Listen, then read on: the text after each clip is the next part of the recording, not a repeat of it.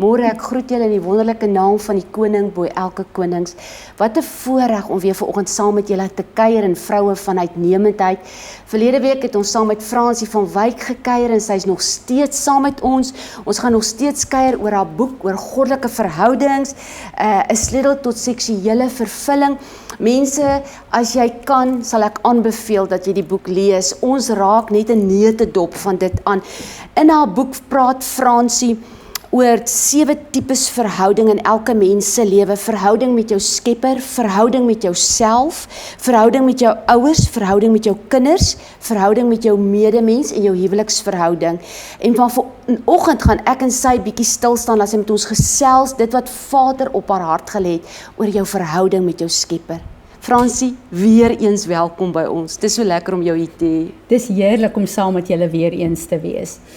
Elma, as ons praat van verhouding met God, dan praat ons van hoekom het Jesus gesterf? Om ons terug te bring in 'n verhouding met ons Vader. Want elke een van ons, Kolossense 1 sê, is uit God uitgeneem. Ons is 'n stukkie van God op aarde. Ons is in 'n sondige wêreld gebore as gevolg van die sondeval. So ons moet weer terug verbind word aan God. En dis wat Jesus vir ons kom doen het. Maar as ons praat van 'n eenheid met ons skepper, verhoudings kan net werk as daar 'n eenheid is tussen julle. En eenheid is nie die begrip wat die wêreld het nie. Die wêreld sê ons moet almal dieselfde wees, wat 'n leuen uit die helheid is. Ons is almal uniek. Ons is almal 'n unieke gedeelte van God. Maar my hele konsep van wie God die Vader was my baie moeilik geweest, omdat ek uit 'n huisgesin kom. In die eerste plek, my ouers het glad nie die Here gedien nie. So ek het nie in 'n tradisionele kerkopvoeding gehad toe ek jonk was nie. Maar ek het nie 'n goeie verhouding met my vader gehad nie, en omdat daar molestering was dit vir my baie moeilik om nou skielik hierdie God as my vader te aanvaar, want die persepsie wat ek het van 'n vader is beslis nie 'n plek van eer vir enige vaderfiguur nie. En in die begin was ek regtig bang geweest vir God, want ek het hom gesien en ervaar as 'n God wat straf vir sonde. Ek kon glad nie liefde by God uitgebring het nie. En na my wedergebore het die Heilige Gees regtig my op 'n plek gevat waar ek vir 'n lang tyd afgesonder was in my binnekamer en waar God homself as 'n Vader aan my begin openbaar het. En hoe meer hy homself openbaar het, hoe meer het ek besef, maar hierdie is die standaard van vaderskap. Wat so verwyderd is in baie opsigte, in baie gesinne, omdat dit die vyand se teiken is om die vaderbeeld af te breek, want dan het jy 'n sukkel om God as 'n vader te sien. En soos wat ek geleer het, dat Vader God die autoriteit is. God het altyd 'n protokol, 'n gesagsstruktuur. Vader, Seun en Heilige Gees. God het altyd autoriteit. In elke plek wat hy ons op aarde geplaas het, is daar autoriteitsstrukture wat daar is. In die huwelik is God se model vir die eerste vlak van regering op aarde. Maar nadat ek Vader leer ken het as 'n God en die respek vir hom gekry het en die eerbied vir hom gekry het en besef het dat hierdie skepper God van die hemel en die aarde, wat tot vandag toe nog skape, het so naby my gekom dat hy my Vader geword het.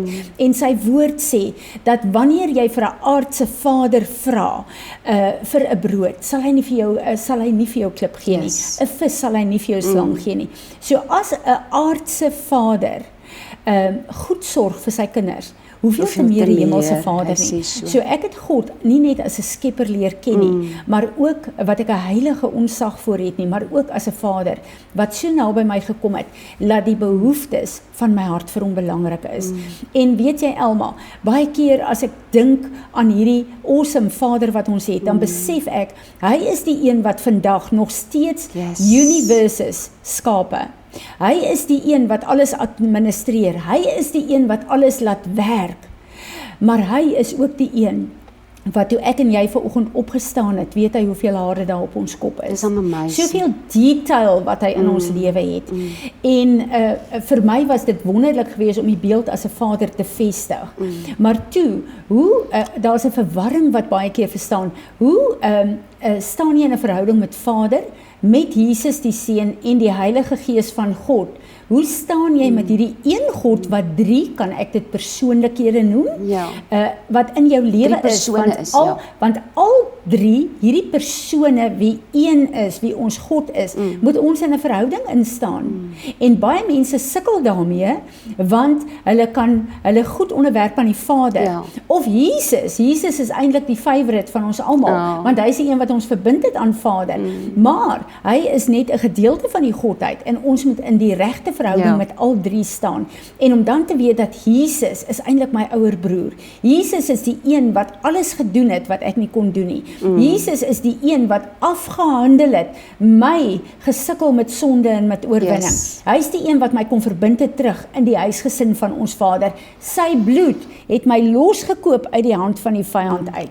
Sy bloed het die wettige reg van die vyand gebreek oor my lewe. En deur hom kan ek deel met alles wat op aarde teen my kom en teen my staan en my verwyder van God af. So, en om te weet, dat wanneer ek oorlogvoering doen, dan weet ek, hy is, you are the captain of the heavenly house, dan kan ek opstaan in die autoriteit en die gesag van die oorwinning wat hy afgehandel het, en dit intrek in die behoefte en die plek van my lewe waar ek dit nodig het. So daai warrior, daai leeu van Juda, die krag en die autoriteit wat Jesus ons gee, in hom, is vir my absoluut wonderlik, en hy leer my so baie. Maar, waarmee ek die meeste gesukkel het in my verhouding, is Heilige Gees. Want dit is 'n misterie, as jy dit nie verstaan nie. En ek onthou, toe ek nog 'n baba was ek baie keer so ongemaklik om te dink dat God in my woon, en dat hierdie Heilige Gees, en dit is my een van die grootste misterie, in my wedergeboorte, is dat God se Heilige Gees, wat heilig is, in my kom woon het, deur my wedergeboorte, met die wete, dat ek nie klaar is met sonde nie. En dit het vir my 'n dimensie geleer van die Heilige Gees, Johannes 15 vers 26 sê, die Heilige Gees, die Amplified sê het so goed, is die helper, it's the power of God, it's the standby, it's the intercessor, en om dan te kyk na hierdie Heilige Gees, wat my begelei op hierdie pad van Christus. En een keer in een van die woordskole, het een van die studente vir my 'n vraag gevra, wat vir my skielik, baie keer dan, as iemand 'n vraag vra, dan dink ek, Here, ek wil nie 'n opinie hê nie, u woord moet my opinie wees. Dis vir my verskriklik belangrik in die bediening. God se woord moet ons opinie wees, nie ons eie opinies nie. En hierdie persoon sê vir my, in die Ou Testament word daar gepraat van die Gees van die Here, en in die Nuwe Testament van die Heilige Gees. Wat is die verskil tussen die Gees van die Here en die Heilige Gees? En die Here gee vir my daai dag hierdie openbaring, en dit was my awesome, en ek wil dit vir julle gee, om die plek van die Heilige Gees vir julle oop te maak, en vir julle die Heilige Gees te laat embrace op hierdie plek, en toe te laat om jou te verander in die beeld en gelykenis van Jesus.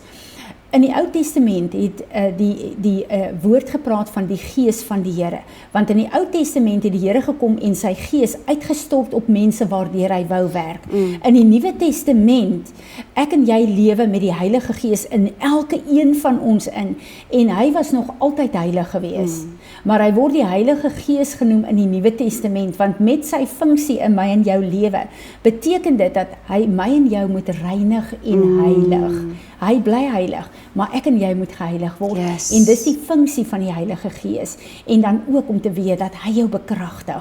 Filippense 2 vers 13 is vir my so awesome om te sê, dat wanneer ons kom en sê, Here, ek sukkel met my wil, ek gee my wil oor aan die Heilige Gees, come and empower and energize my will to do your will. Yes. En dit was vir my awesome. En dit bring my op daai selfde plek waar die Heilige Gees in die tuin van Getsemane. Wat was Jesus se groot stryd daar? Hoekom het hy bloed gesweet? Dis nie net die wete dat hy Golgotha toe moet gaan nie, maar wat het hy gedoen? Hy het gesê, Vader, sy wil te kruisig. my wil is om hierdie beker te laat verbygaan. Yes. Maar ek kruisig my wil onder leiding van u Gees om u wil te doen. Want voordat hy op daai kruis kon sterf fisies, moes hy eers sy wil kruisig. En dit is die belangrike plek om Vader, Jesus en Heilige Gees die plek in jou lewe te gee, dat die volheid van die Godheid in ons lewe kan funksioneer. En wanneer ek praat van Vader, Seun en Heilige Gees, wil ek een beeld net bring in die huweliksverhouding, wat die huweliksverhouding is 'n demonstrasie van die volheid van God deur die mense op aarde. En wanneer ons kyk na die huweliksverhouding, kyk ons na die man en die vrou en die kinders. En as ons kyk na Vader God se beeld in die huwelik, is dit maklik, want die man is God se verteenwoordiger. Jesus verteenwoordig die generasies wat moet kom, die kinders wat daar uitvloei, die DNA wat moet aangaan, maar die vrou, en dis vir my kosbaar dat ons as vrouens dit sal verstaan, is die helper, die Heilige Gees in hierdie verhouding. So die vrou het die vermoë, net soos wat sy in die fisiese 'n baarmoeder is om geboorte te gee aan die generasies wat uitvloei, so het sy in die gees die baarmoeder, die verteenwoordig die vrou. God het vir Eva gesê, you will be the helper. Die woord sê in Johannes 15 vers 26, you are the helper, the advocate, you are the power of God within us. You are the comforter. You are the one that feeds. Dit is die rol van die vrou, die Heilige Gees. So die pa verteenwoordig Vader God, die ma verteenwoordig die Heilige Gees van God en Jesus die kinders. Dis die volheid van die Godheid in die beeld van die huwelik. Jou Fransie, jy skryf in jou boek, ek haal aan, om 'n verhouding met God drie-enig te hê, is om werklik elke vakuum in jou menswees vervul te sien. En dis my gebed vir elkeen wat ingeskakel het, dat jy Vader sal leer ken, dat jy Heilige Gees sal leer ken, dat jy Jesus sy regmatige plek in jou lewe sal gee. Ek wens ons kon nog so 'n bietjie stil staan. Ek ervaar die teenwoordigheid van die Heilige Gees nou, maar ek wil hê jy moet met ons bietjie gesels oor jou verhouding met jouself. Want Lukas 10 vers 27b sê, jy moet jou naaste lief hê soos jouself. En ek weet vanmôre, jy wat dalk luister, wat ingeskakel het, veral my vrouens, sukkel geweldig met selfaanvaarding, selfverwerping, minderwaardigheid. Gesels bietjie met ons oor dit. Elma, ek het 'n passie om hieroor te gesels, want dit is my so hartseer as ek sien, veral vrouens, waar ons baie beweeg om vrouens te bedien, hoe minderwaardig hulle is en hoe misverstaan hulle plek in die koninkryk van God, maar ook hulle plek hier op aarde. As ons kyk na Psalm 139, dan kyk ons na die psalm van hoe God ons geskape het.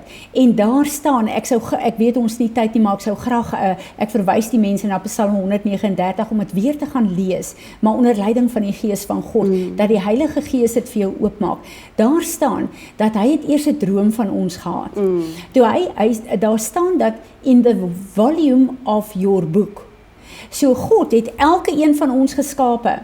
Hy het 'n boek geskryf oor ons, nie net 'n blou drukplan nie, dis 'n boek wat hy oor ons geskryf het.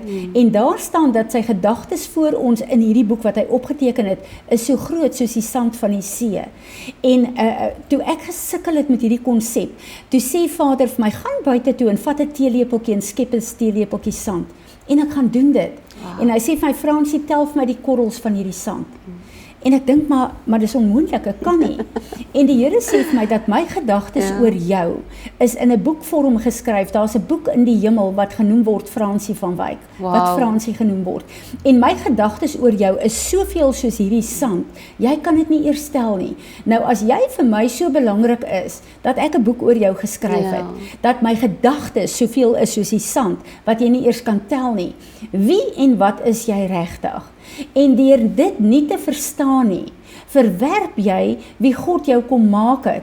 En as jy dit nie verstaan nie, as jy vanuit jou persepsie, die persepsie wat mense vir jou sê, die persepsie wat die vyand oor jou ouers, gesagsfigure, dit oor jou vestig, as jy daai leuns glo, dan verwyder dit jou van die boek wat God vir jou geskryf het.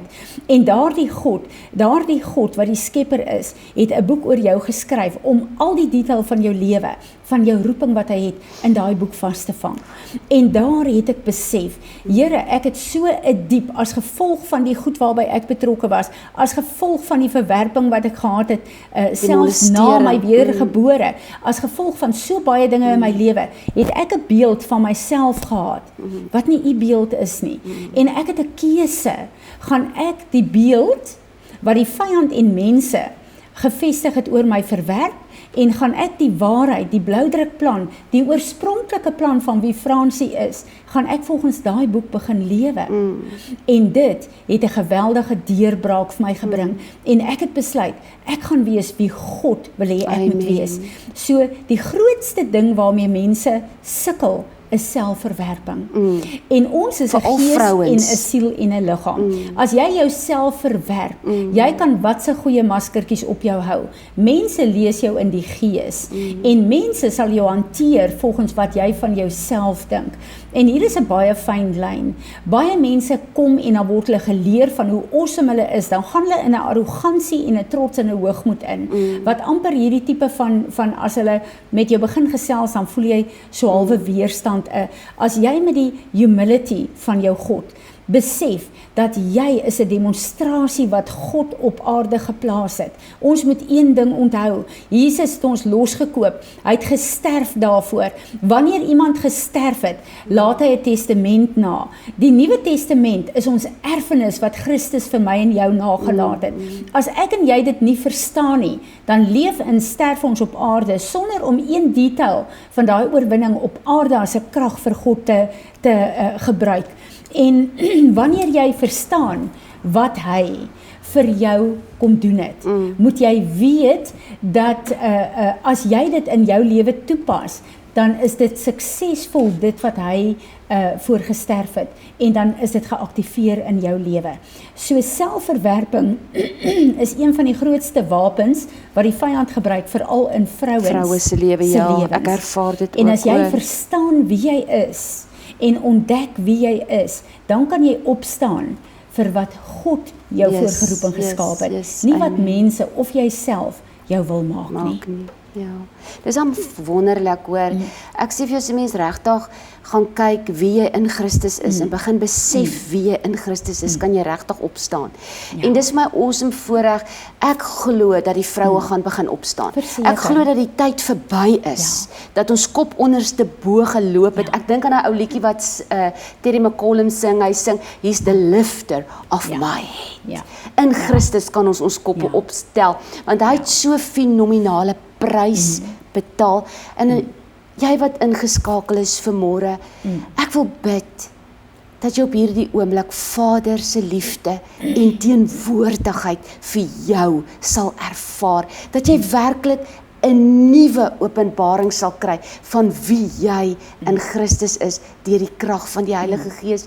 Fransie, ek wil vir jou vra, vir jy nie bid vanmôre nie, en in die naam van Jesus, ek weet in die Gees het jy geweldig autoriteit, en you are general in the spirit, breek, en ek weet vanmôre in my gees ervaar ek, daar gaan 'n shift in die Gees van hierdie dag oor jou identiteit kom. Ek glo dit. Vader, wanneer ons voor U kom, met die wete en die verstaan wie U elkeen van ons gemaak het, dan wil ons eerstens kom, Vader, met die kennis wat U uit U woord uit vir ons gee, wil ons kom bely dat ons leuns van die vyand geglo het. Ons wil kom bely, Vader, dat ons geglo het wat mense as 'n instrument in die hand van die vyand oor ons uitgespreek het, en laat ons onderwerpe daarin. Ons wil kom glo, Vader, dat die aanklagte van die vyand, veral waar ons vandaan kom voor ons wedergeboorte, vir ons persepsies oor onsself kom gee, wat nie die waarheid is nie. Ek wil kom en ek wil sê, Here Jesus, dankie, dat U bloed gekom het, dat U bloed ons losgekoop het uit die hand van die vyand, dat U bloed ons skoon skoon gewas het, gees, siel en liggaam. Ek wil vir u kom dankie sê, Here, dat u vir ons identiteitsdokumente uitgereik het met ons wedergeboorte, wat die oorspronklike plan, die identiteit van Jesus Christus, ons Heer en Meester is. En ons wil vanoggend kom en vra, Vader, laat u elke vals identiteitsdokument, wat die vyand oor ons karakter en ons lewens uitgereik het, sal kom verbrand met die vuur van God. Ons weier om enige iets as 'n riglyn en 'n persepsie vir ons lewe te gee. En ons wil vanoggend kom en ons wil sê, Here, ons wil kom embrace in die gees, die volheid, wat u elke een van ons geskape het in. Ons wil dit kom embrace en ons wil kom verklaar dat u woord is die padkaart van ons lewe en dat u woord sê, u sal ons voetstappe rig in die volheid van wat u ons geskape het voor. So ons wil vanoggend kom en ons wil letterlik ons kom stroop van alle vals persepsies.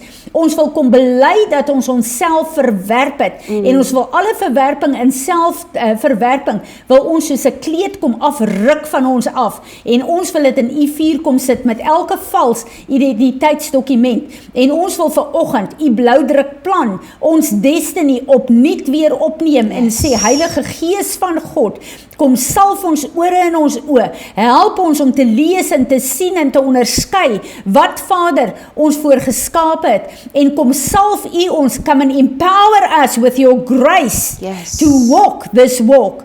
En ek bid, Here, dat u alles wat ons opgerig het as gevolg van ons selfverwerping sal neerlê en dat ons in 'n eenheid met u sal kom begin beweeg. En Here, dankie dat ons verstaan dat u woord sê dat ons kan ons naaste lief hê soos ons onsself liefhet. Here, en ons wil kom vergifnis vra dat ons 'n vals liefde vir ander mense gehad het, omdat ons onsself nie lief het nie. Here, leer ons hoe om onsself lief te hê, om die regte verhouding met ons te staan en te besef dat ons is 'n kosbare stukkie van u wat op aarde gedeponeer is om 'n verskil hier te maak, om vir u te regeer en om terug te vat wat die vyand kom steel het van die mensdom en veral van vroue in die naam van Jesus Christus. En ons neem 'n keuse in hierdie dag. Gees van God, raak vaardig oor elke lewe, elke plek in ons lewe wat onvrugbaar is, wat verwaarloos is, wat in verwarring is en bring ons in 'n goddelike orde, sodat Jesus Christus die eer sal kry en Vader die erfenis sal kry. Dankie Gees van God dat u ons hiermee help. Amen. Amen. Amen. Ek groet weer. Die tyd vlieg verby. Dankie dat jy ingeskakel het en onthou, jy is kosbaar vir jou hemelse Vader en uniek. En ek bid dat jy werklik sy teenwoordigheid hierdie week sal ervaar, soos nog nooit van tevore nie. Totsiens.